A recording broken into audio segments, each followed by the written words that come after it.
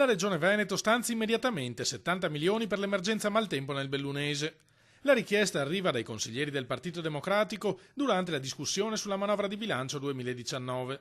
Abbiamo proposto con una serie di emendamenti una manovra emendativa per finanziare con almeno da subito 70 milioni di euro tutte quelle attività che sono state danneggiate, in particolare le viabilità, le strade e tutti quei servizi che i comuni si sono visti interrompere e per i quali hanno dovuto già sborsare parecchie migliaia di euro per riparare appunto tutti questi guasti. L'unico modo per tirar fuori 70 milioni in questo momento, ribatte il vicegovernatore e assessore al bilancio Gianluca Forcolin, sarebbe mettere le mani nelle tasche dei veneti con un'addizionale IRPEF.